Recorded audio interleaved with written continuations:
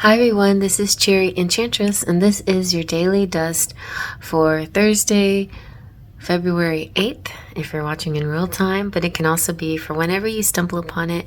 It's also a timeless reading. So I'm gearing up for Valentine's Day using all my romantic decks, and here's another lovely romantic deck, the Victorian Romantic Tarot. And it's one of my top 5. It's got the beautiful box, very nice written, simple booklet, gorgeous deck. The deck, this part is like foil, but you can see it's kind of holographic, shimmering through the whole thing. And it's neoclassic artwork, so it's in that old school art that I love so much. And so let's give it a good shuffle. And it's very easy to shuffle. It's not very stiff, very nice, but very sturdy cards. The only thing it may lack is maybe edging, but I don't feel like it really needs it. The backing is gorgeous. It isn't borderless though, which is different for, for my must-haves, but it's very nice, simple border. Okay, let's take from the middle. We have, 2 came out. 5 of Wands. I was thinking of 5 of Wands earlier. The Fool. We'll just go ahead and take both of those since they came out together. And I think 5 of Wands and the Fool and Judgment. I was thinking, not everybody plays video games. Not everybody does sports, and not everybody works out at the gym. But you know what? A lot of you guys do, especially right now. There's probably a lot of people working out a little bit more. And so 5 of Wands is that it's kind of like a competitive energy and sportsmanlike also, and mock battles and mock things. Sparring and things like that.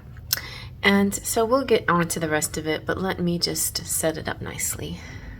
So I don't know how many of you may have kids, or whether you have kids or not, may have played Pokemon Go or games like that where you're on your phone and you're hunting things. I when I was at work at when I was a bus driver, somebody came to me and told me about how there's some kind of game where I guess it's kind of like a crime game or something like that, and different places in the neighborhood represented, like banks and this and that, and churches and schools represented locations, and you could like battle stuff and whatever.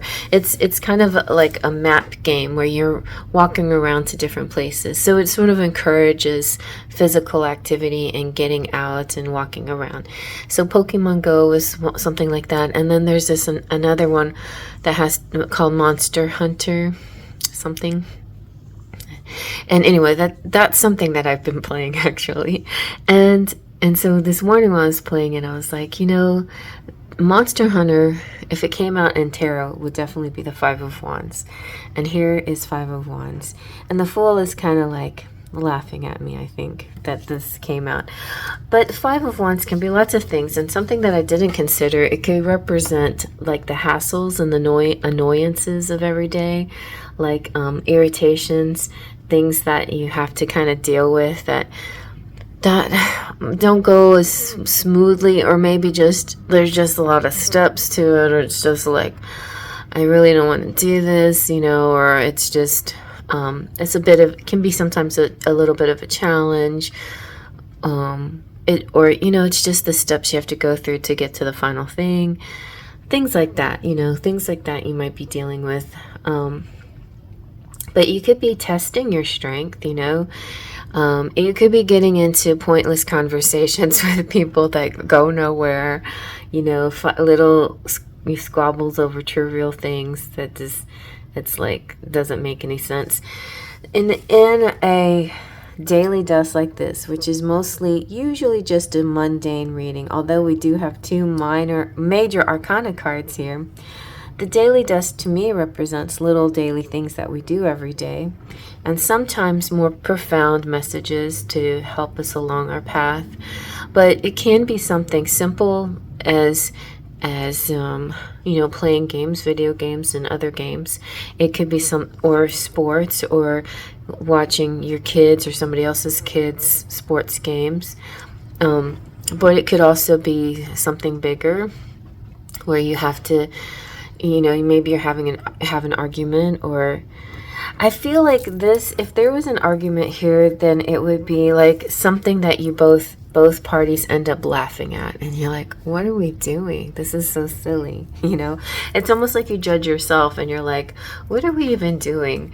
This doesn't make any sense. Or if you get really wrapped up in trying to beat something, win something, and you like lose your temper or something, like, often if you're playing video games or if you're playing sports, sometimes you get so into it you might lose your temper. Then what happens in our psyche, in our minds, we have the ego mind that takes over a lot in a lot of circumstances. No matter what the circumstance is, the ego mind can take over. But when you stop the ego mind, and when you realize my ego is taking over, even if you're not like, you're not saying it just like that, there's something else inside you that's saying, hello in there. It's like, hello.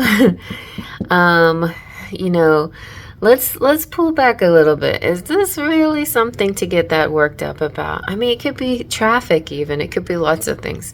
Is this something really that you need to get that worked up about? So it's taking another perspective.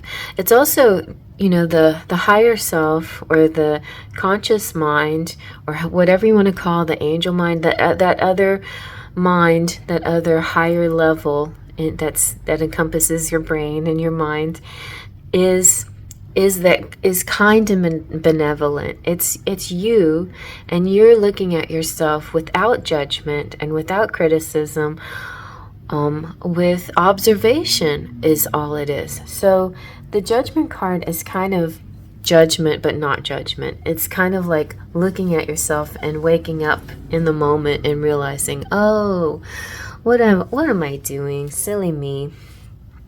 I'm making such a big deal. I'm making a fool of myself, or I'm making a big deal out of nothing. But also, sometimes we lose our control in certain circumstances, because it almost feels fun to just lose it, to just be brash and loud and obnoxious, and in a moment it's like, and sometimes if you're like overindulge, like in alcohol, or in some substance or whatever, it gives you an excuse to be like that, and you like it because you can blow it off later and just say, oh, I was drunk. But it allows you, I think that's kind of like the primal thing inside of us that we want to be able to release sometimes, that just very primal, strange behavior that's not civilized and proper. But if you have that kind of energy that builds up and you need to release it, then it'd be better suited to to do like something more natural and go camping, or do something wild like running under the moon up a mountain and howl at the moon, something more in those lines, where you're releasing sort of this primal energy, but not acting in the wrong kind of setting, where we're among other civilized energy. The reason why is, I feel like there's the law of the universe is kind of fair. It's like, it's important to see yourself as equal to everyone, and not above everyone else. That's why we have laws and rules and things. So this could be a little bit of that, like seeing maybe not you, but maybe somebody else, maybe being annoyed by somebody else who thinks they're above the rules, and acting that way, and not conforming to the rules and the laws. Conforming can be frustrating if we're if there's a nonconformist energy in us, especially if we're moving into Aquarius, because Aquarius is very nonconforming. The good news about nonconforming is new ideas and inventive things come out of not conforming to the standard or to the rules. The good thing about rules, though, is it gives us boundaries and safety in a chaotic kind of situation. So you have to find a good balance of both. You know, you can't be one extreme or the other. And the Fool just leans a little bit too much towards the chaos. But sometimes with chaos comes freedom, like this extreme freedom, this very weird kind of freedom that infringes really on other people's freedoms when there's chaos. It's very confusing, I know, but it is something that I think should be looked at, you know, should be observed. I feel like the Judgment cards here is not so much judging you, but it's you observing yourself and observing your surroundings, so that you see things in big picture form. You know, you see things in a way that takes in everybody's, you know, everybody's role and everybody's part in the situation and everybody's responsibilities. And we all have responsibilities to be good people and good citizens for a good society. And yet we are allowed for sometimes having these wild extreme freedoms. But I don't believe in wild extreme freedoms that go so to the extreme that you're infringing on other people's comfort zones and happiness and safety and their security, you know. So that's what I'm saying. Again, back around and around. The Judgment card does represent like awakening to new life. It's rebirth, renewal. It's also finding an alternative way of living. It's feeling refreshed and rehabilitated, putting the past behind you and going on a whole new existence, shaking off guilt or regret and realizing that today is the first day of your life. That's straight from the book, and it's really kind of funny and appropriate. But for some people, it could be a very righteous kind of energy that happens, a nonconformist yet righteous energy that seems to be built up. It may make you feel or may make you appear foolish at first, but you're actually finding some freedom and liberty for yourself to start a new life. That's that's really up to you. I still believe that you can do these kinds of things without impacting other people negatively so much, or these people can do things without impacting you negatively.